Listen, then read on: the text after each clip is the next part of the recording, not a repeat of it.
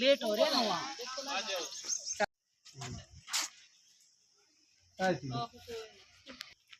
अच्छा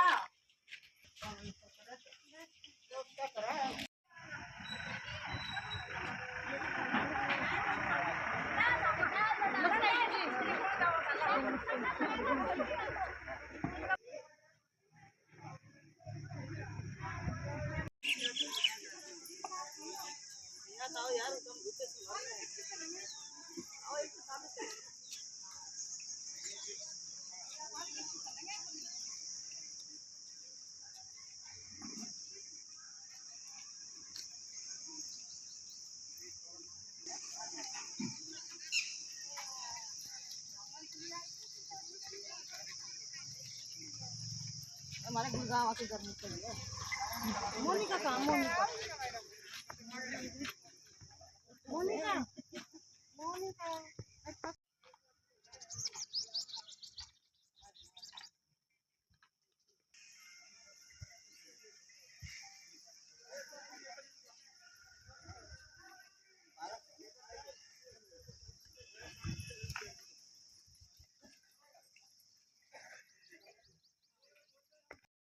तो मैं भी जींद आई थी और मैंने देखा कि हरियाणा के अंदर जो सबसे बड़ा लंगर था वो यही जींद के टोल के ऊपर लगाया गया था।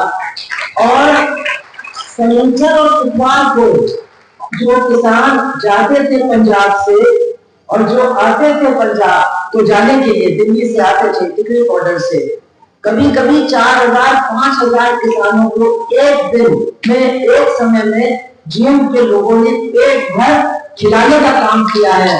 और जो पंजाब और हरियाणा के बीच में कभी कभी एक द्वेष भाव भी पैदा करने की कोशिश यहाँ की सरकारों ने की।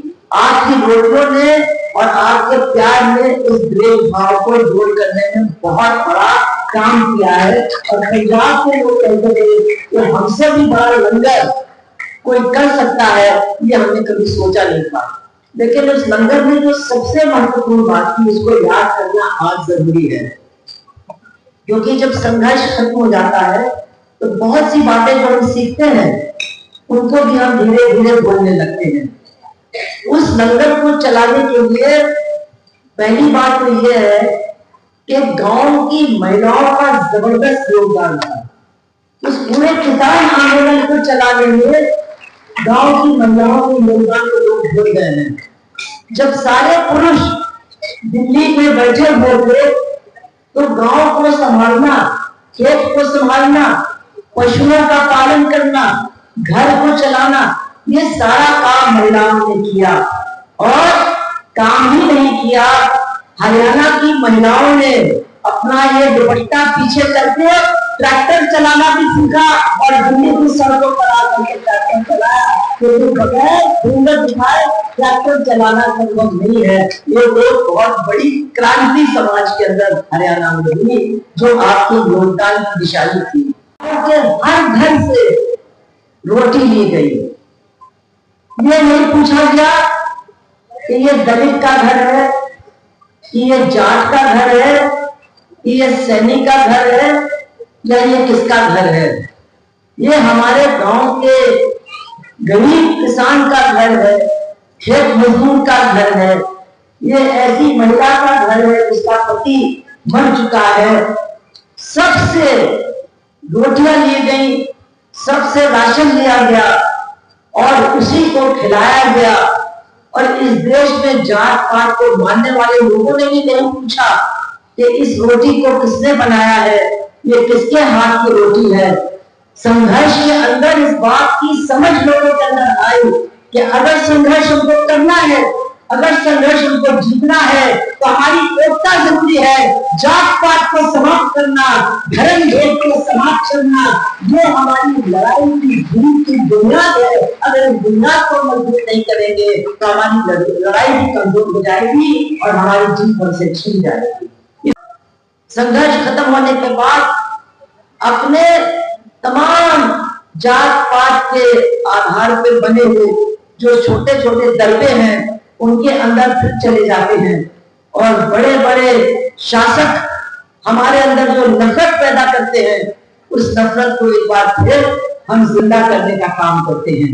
तो मैं जींद से ही नहीं, हरियाणा के कोने कोने से आए हुए अपनी बहनों से एकता के आधार पर लड़ा है, तो आगे चल करके इस समाज को बदलने का लड़ाई भी हम अपनी एकता को मजबूत करके लड़ेंगे और इस लड़ाई को भी हम जीतेंगे। तो आज आपका ये जो सम्मेलन 12 में शुरू होने जा रहा है, 2 दिन तक आप लोग बहस करोगे और आने वाले दिनों में अपने काम को और कैसे बढ़ाया जा सकता है, किन चीजों पर हमको ज्यादा ध्यान देना है, इस पर हम लोग चर्चा करेंगे। लेकिन उसके पहले मुझे उद्घाटन करने का मौका मिला है, तो निश्चित रूप से कुछ बातों को मैं आपके सामने, क्योंकि मैं भी करीब 6 साल से हरियाणा लगातार आ रही हूँ, आपके बीच में बैठती हूँ, अलग अलग जिलों में भी जाती हूँ, तो हरियाणा की भी बहुत सी बातें करनी है, देश की भी करनी है। लेकिन सबसे पहले बहनों और भाइयों, अगर हम अपने अंदर की इंसानियत को जिंदा रखना चाहते हैं, तो हमें सबसे पहले फिलिस्तीन की जनता को आज याद करना होगा, जिस जगह 2 साल के अंदर 60-70 हजार से ज्यादा लोग मार डाले गए हैं। ऐसे लोग जो निहत्थे हैं, जिनके पास कोई फौज नहीं है, जिनके पास हथियार नहीं है, कोई पुलिस नहीं है, जो अपने घर से ही बेघर कर दिए गए हैं, और आज जिनको समंदर के अंदर फेंकने की बात हो रही है। पूरी 60-70 हजार मर चुके हैं। लेकिन ये भी ध्यान रखिए, आधे से ज्यादा महिलाएं और बच्चे हैं। अभी एक साथी ने बताया कि विकलांग मोर्चे के भी नेता फिलिस्तीन की जनता के बच्चों को विकलांग बनाया जा रहा है। आज पूरी दुनिया में सबसे ज्यादा बच्चे वो फिलिस्तीनी बच्चे हैं। वो ऐसे पैदा नहीं हुए थे, लेकिन उनको ऐसा बना दिया गया है। छोटे छोटे बच्चों के पैर उड़ा दिए गए हैं बम से। छोटे छोटे बच्चों का हमने आज तक कभी नहीं सुना कि खाने की लाइन में लगे हुए लोगों के ऊपर भी बमबारी हो, उनके ऊपर भी गोलियां बरसाई जाए।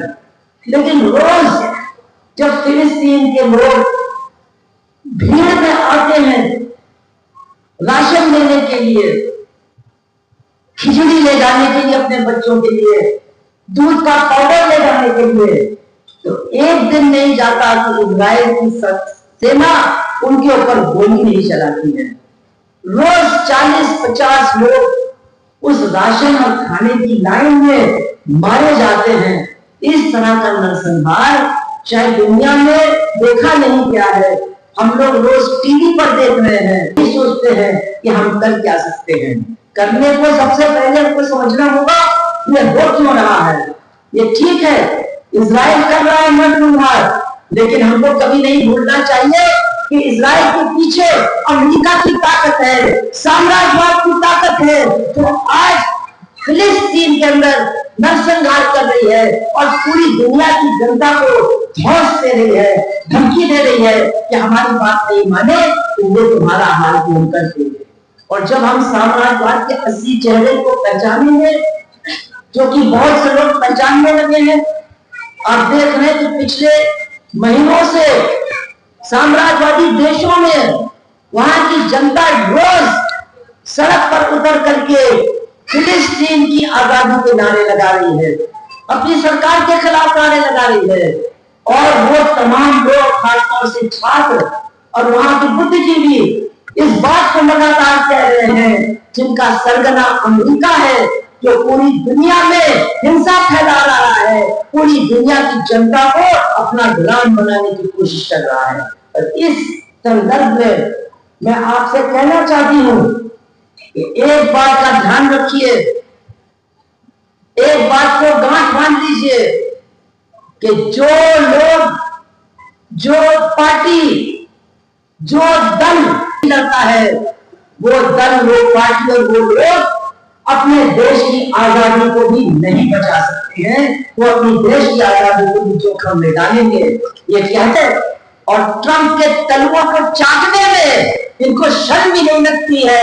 लानत है ऐसे लोगों के ऊपर, लानत है ऐसे नेताओं के ऊपर। आप सोचिए, आपके हरियाणा के नौजवान अमेरिका गए थे भविष्य बनाने के लिए, पंजाब के लड़के, हरियाणा के लड़के, गुजरात के लड़के, लाखों रुपए उन्होंने बदमाशों को दिया वहां पहुंचने के लिए और उनको वहां से वापस भेजा गया।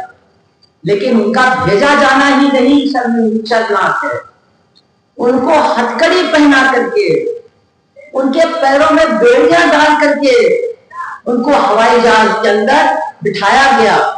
और जिस समय उनको वाला हमारा प्रधानमंत्री नरेंद्र मोदी ट्रंप के बगल में बैठ करके उससे हाथ जोड़ करके कह रहा था, अरे मुझसे दोस्ती बनाओ ना, मुझसे रूठ क्यों गए, मुझसे दोस्ती बनाओ। ये आज हमारे लिए बहुत शर्म की बात है।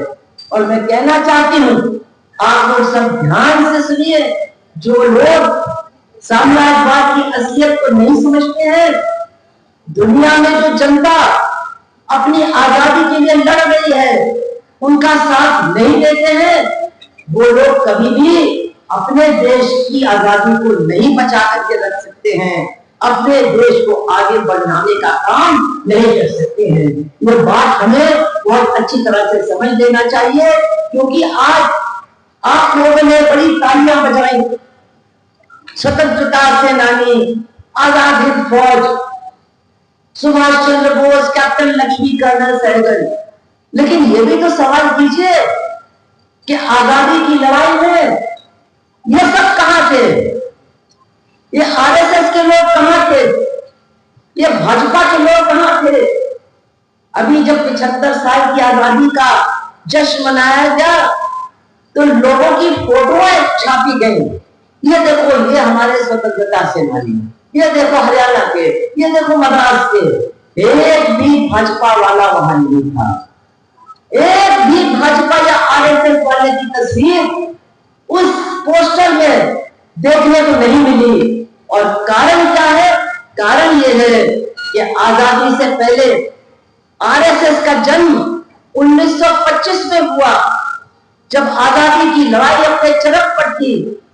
1925 के 5 साल के बाद ही भगत सिंह को फांसी हुई थी 1931 में। लेकिन उस लड़ाई से आरएसएस ने अपने आप को दूर रखा। उस समय भाजपा नहीं थी, भाजपा तो बाद में बनी, आरएसएस इनके पिता है। आरएसएस उस आजादी की लड़ाई से अपने आप को उसने दूर रखा, हिंदू महासभा ने दूर रखा। बाकी जितने लोग थे हमारे देश के अंदर, वो चाहे समाजवादी हो, चाहे कांग्रेस के हो, चाहे कम्युनिस्ट हो, चाहे हिंदू हो, मुसलमान हो, सिख हो, ईसाई हो, जो भी इस देश का सच्चा नागरिक था, सब के सब उस आजादी की लड़ाई में शामिल थे। केवल और केवल यह आरएसएस और हिंदू महासभा के लोग उस लड़ाई से अपने आप को दूर रख रहे थे। और आज भी दुनिया के अंदर हमने देखा, हमारे ऊपर आतंकवादी हमला हुआ 22 अप्रैल को, हम लोग कभी भूल नहीं सकते हैं। ये बाहर से लोग आए और उन्होंने बड़ी बेरहमी से हमारे लोगों को मारा, हमारी बहनें, हमारी माताएं, उनकी क्या दुर्दशा हुई। लेकिन बहुत दुख और अफसोस की बात है कि जब हमारी सरकार को दुनिया से समर्थन जुटाना था, उन्होंने सांसदों की टीम बनाई, विदेश जाकर के भारत के लिए समर्थन का मांग करने के लिए। तो पहली बात तो यह है कि वो जो सांसद के टीम थे, उनके नेता विपक्षी सांसद थे। क्यों? क्योंकि ये सब अनपढ़ है, ये सब नकली डिग्री वाले हैं। ये सिर्फ आपको बिल्कुल बना करके धर्म का नाम लेकर के इलेक्शन जीत करके वहां बैठे हैं, आप लोगों का समर्थन दो।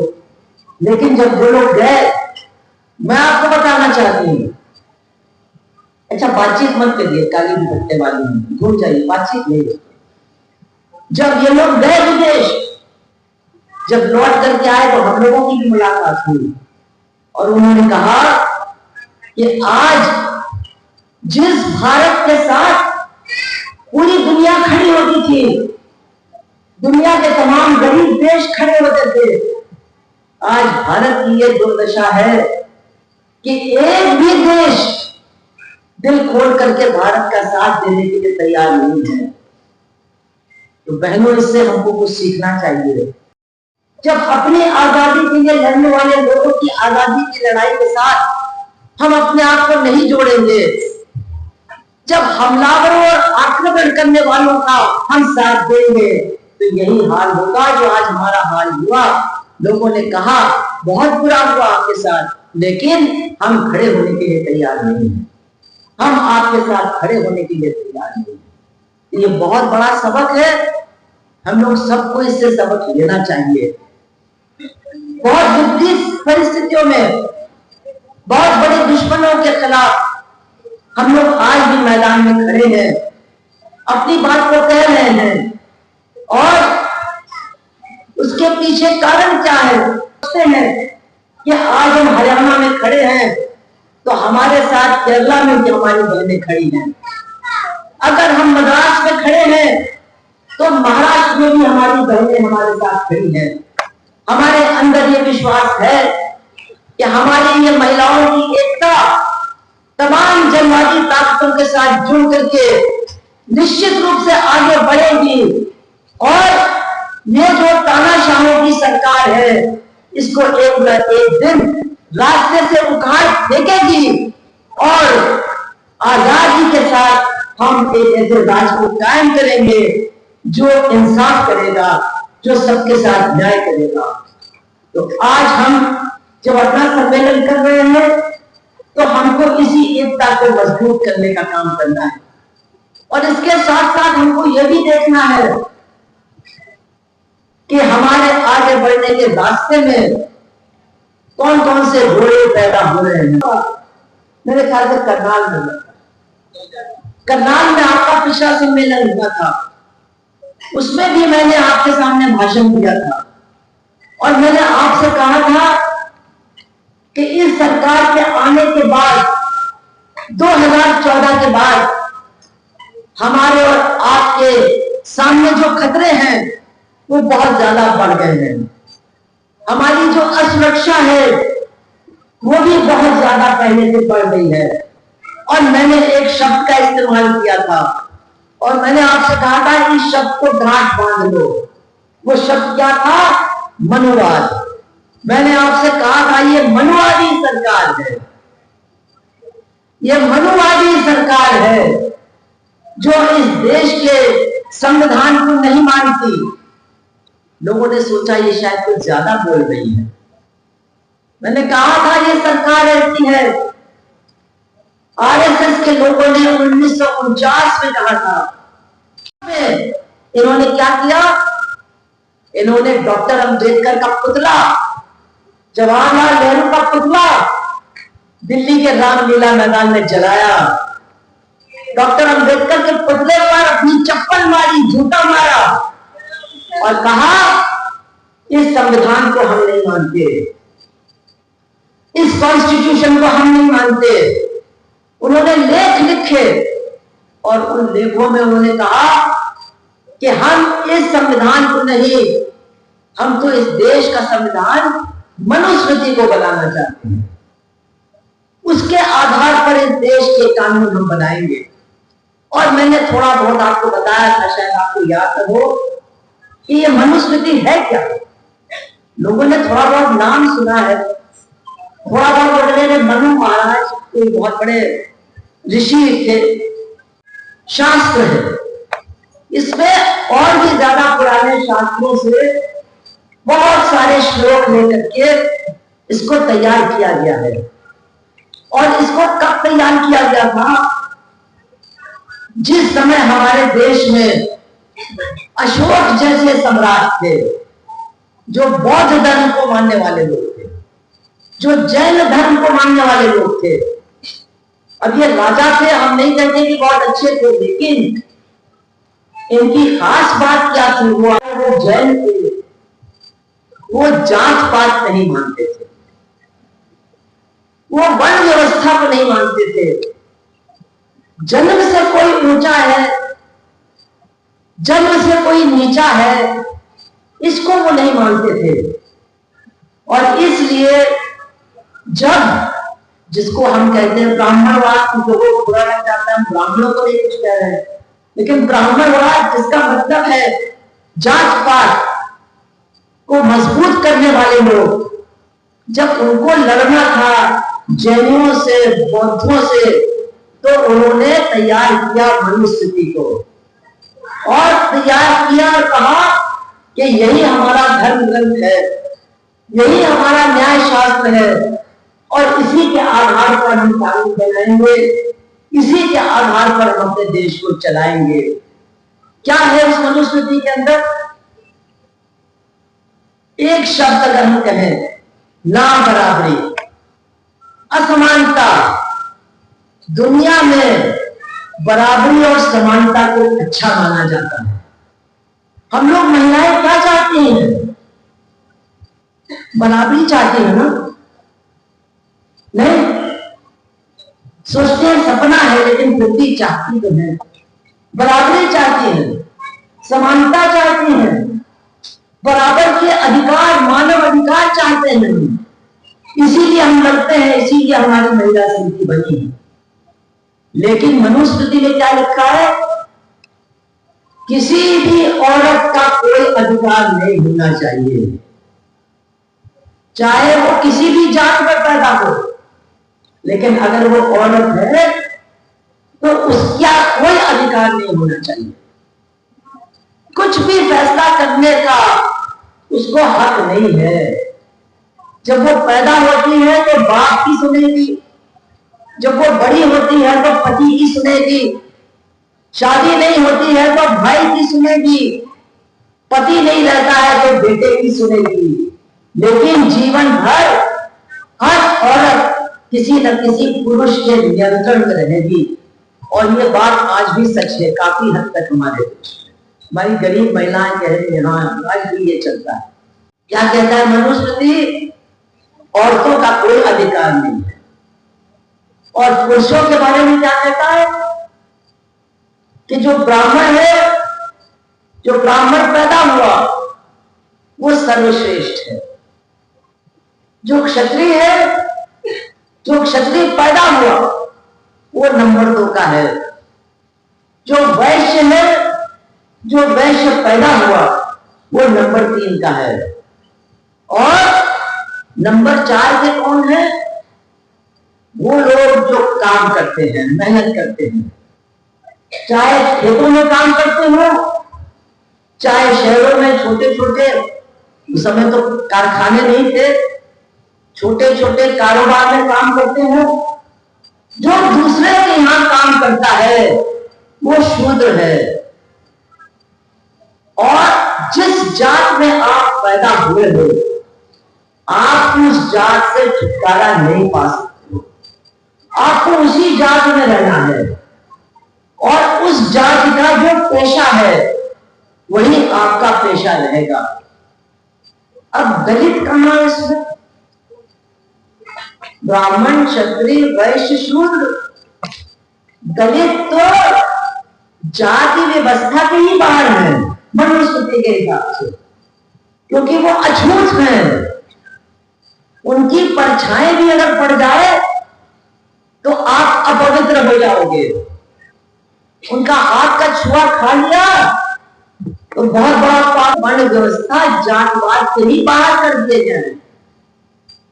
यह है मनुस्मृति। और इसमें लिखा है कि जो शूद्र है उसका काम है सिर्फ काम करना, उसका धर्म है काम करना। कभी भी मुंह खोल करके वो कुछ मांग नहीं सकता। और एक बात और बहुत मजेदार लिखी है मनुस्मृति में, अगर कोई क्षत्रिय या कोई ब्राह्मण मजबूरी की वजह से काम करने लगता है तो फिर उसको भी शूद्र समझा जाएगा, उसको भी शूद्रों की श्रेणी में रखा जाएगा, उसको भी तमाम अधिकारों से अलग कर दिया जाएगा। यही बात तो मैं आपको ये भी समझा दूं कि औरतों के ऊपर इतनी सख्ती और नियंत्रण में रखना क्यों जरूरी है? इसलिए कि अगर अपने से छोटी जात में लड़की ने शादी कर ली तो उसके बच्चों का क्या होगा। और अगर ये शादियां बहुत होने लगी तो फिर ये जो जात की व्यवस्था है यही चरमरा करके खत्म हो जाएगी। इसलिए जात पात को जिंदा रखने के लिए औरतों को नियंत्रण में रखना बहुत जरूरी है। इधर उधर हो गई तो प्रलय हो जाएगा, सब गड़बड़ हो जाएगा। तो जो लोग मनुस्मृति मानते हैं, और मैं नहीं कहती जैसे भाजपा वाले मानते हैं, हम लोग नहीं मानते हैं। हम लोग संविधान चाहते हैं अपने लिए और मनुस्मृति चाहते हैं दूसरों के लिए। हमारे बहुत सारे पति भी अपने लिए तो चाहते हैं संविधान, लेकिन घर के अंदर चाहते हैं मनुस्मृति। जो भी समानता के खिलाफ है, जो भी बराबरी के खिलाफ है, उसको कहीं न कहीं मनुस्मृति अच्छी लगती है। गदर मीडिया तो आप देखें और उसमें अच्छी अच्छी नई नई ताज़ा खबरें सुनने को मिलेगी, देखने को मिलेगी, और हरियाणा में क्या चल रहा है क्या नहीं चल रहा है ये भी आपको पता चलेगा। और चैनल को लाइक करें, सब्सक्राइब करें और शेयर करें। थैंक यू, धन्यवाद।